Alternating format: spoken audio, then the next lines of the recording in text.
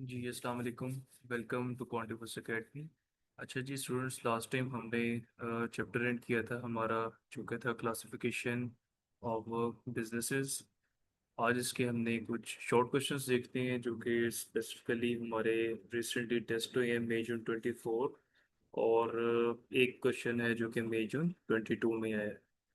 ये हमारा बिजनेस का जो वन पेपर होता है, ठीक है ना, पेपर वन है जो उसके कुछ क्वेश्चन है जो मैं आपके साथ शेयर कर रहा हूँ डिफरेंट।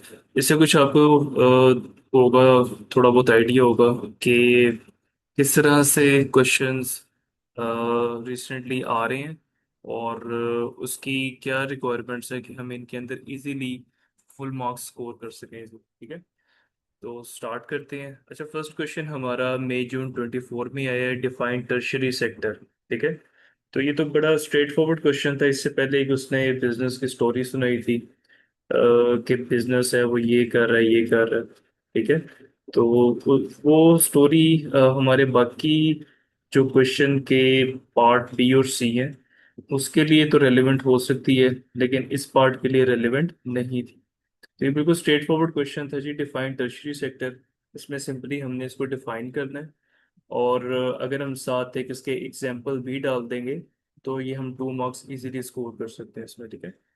तो सिंपल डेफिनेशन है जी, the tertiary sector is the part of the economy that provide services rather than producing raw materials और मैन्युफैक्चरिंग गुड्स, ठीक है। और साथ एग्जाम्पल इसके हमने लिख दी banking and finance, health care, education वगैरह वगैरह। तो ये बस इतना से ही आप अगर लिख देंगे तो 2 मार्क्स इजीली स्कोर कर सकते हैं। अच्छा, सेकंड क्वेश्चन हमारा आया मई जून 24 में ही, जिसके अंदर हमने आइडेंटिफाई करनी थी 2 reasons why government might support business startups. यानी कि जो न्यू बिजनेसेस हैं गवर्नमेंट को क्यों सपोर्ट करना चाहिए उन्हें, ठीक है। तो सिर्फ हमने 2 रीजंस लिखनी थी। मैंने यहाँ पे 4 लिस्ट कर दी है, आप कोई सी 2 लिख सकते हैं। और इस पॉइंट को प्रॉपर एक्सप्लेन करना है आपने एटलीस्ट 1.5 लाइन तक, ठीक है। फर्स्ट रीजन क्या हो सकती है जी, इट रिड्यूसेस अनएम्प्लॉयमेंट, ठीक है। बिजनेस को सपोर्ट करती है गवर्नमेंट कि ताकि जो सोसाइटी है उसके अंदर अनएम्प्लॉयमेंट कम हो। सेकंड पॉइंट है जी, इट इंक्रीजेस कंपटीशन। जो उनसे बिजनेसेस ऑलरेडी इस्टेब्लिश्ड हैं उनके साथ compete करने के लिए नए बिजनेस को जब तक गवर्नमेंट सपोर्ट नहीं करेगी तो तब तक वो बेहतर परफॉर्म नहीं कर सकते, ठीक है। और गवर्नमेंट ने थोड़ा सा सपोर्ट कर देती है, थोड़ी सब्सिडाइज्ड चीज़ें प्रोवाइड कर देती है, थोड़ा सा रिलीफ दे देती है when it comes to taxation. तो उससे क्या होता है, ये बेहतर compete कर सकता है ऑलरेडी स्टैब्लिश बिजनेस के साथ, ठीक है। और इट इंक्रीजेज आउटपुट।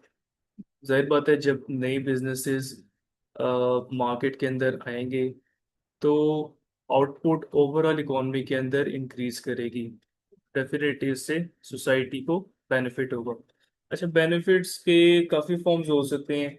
एक तो ये है कि जब आउटपुट बढ़ेगी तो नंबर ऑफ यूनिट्स बेसिकली हम इंक्रीज करते हैं। जब हमारी आउटपुट इंक्रीज होती है उससे प्राइसेस रिड्यूस होती है। एक बेनिफिट तो सोसाइटी को ये होगा।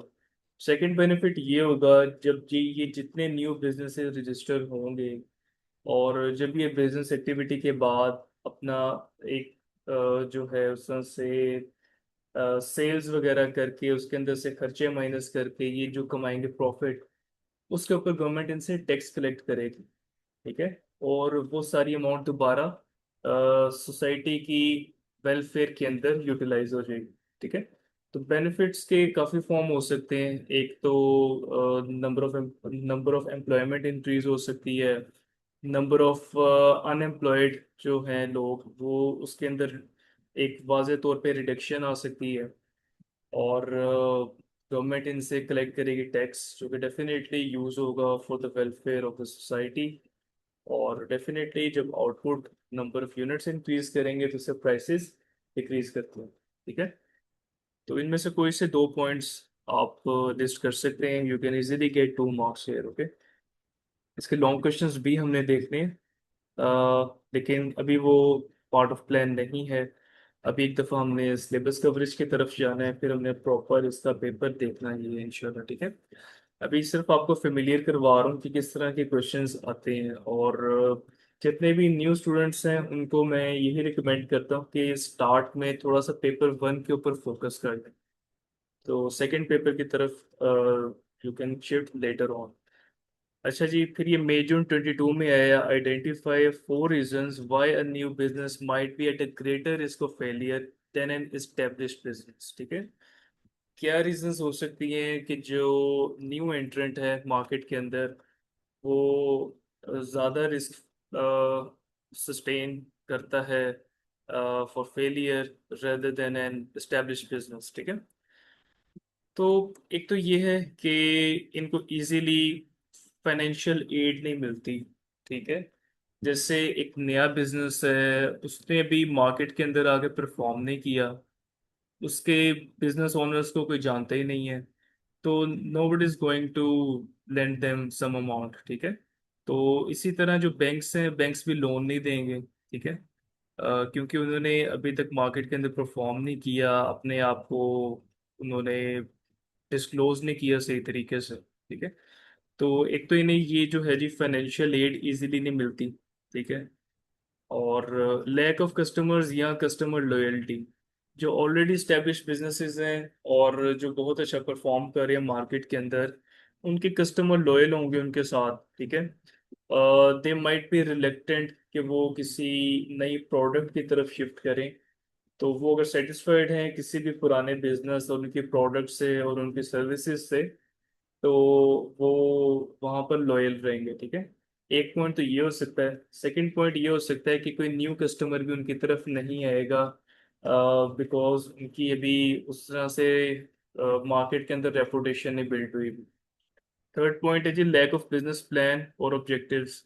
एक नया बिजनेस है, जिन्होंने एक प्रॉपर बिजनेस प्लान नहीं बनाया हुआ और उनके ऑब्जेक्टिव्स डिफाइंड नहीं है कि एक साल में उन्होंने क्या क्या करना है, किस तरह से करना है, तो दे माइट गेट फेल। ठीक है, और कैश फ्लो प्रॉब्लम्स हो सकती हैं जी, उनके पास हार्ड कैश की ऐसा शायद अवेलेबिलिटी ना हो, और वो चीज़ें बेहतर तरीके से फोरकास्ट नहीं कर पा रहे, और चीज़ें उनकी सेल नहीं हो रही। ठीक है, तो ये सारे इश्यूज हैं जो कि आपस में लिंक्ड हैं। ठीक है, और लास्ट पॉइंट है जी इनएडिक्वेट और नो मार्केट रिसर्च।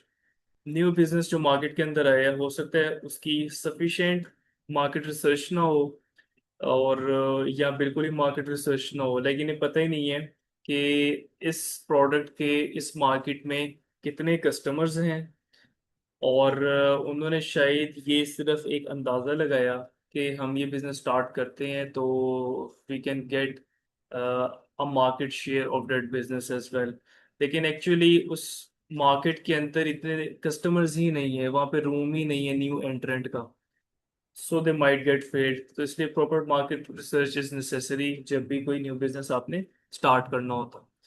तो ये कुछ 3 क्वेश्चंस थे जी, जो कि डिफरेंट थे थोड़े से, बाकी थोड़े स्ट्रेट फॉरवर्ड ही थे। जिस तरह हमारे ये क्वेश्चन है टर्शरी सेक्टर पे, इसी तरह हमारा प्राइमरी के ऊपर भी क्वेश्चन आया हुआ है, सेकेंडरी पे भी आया हुआ है।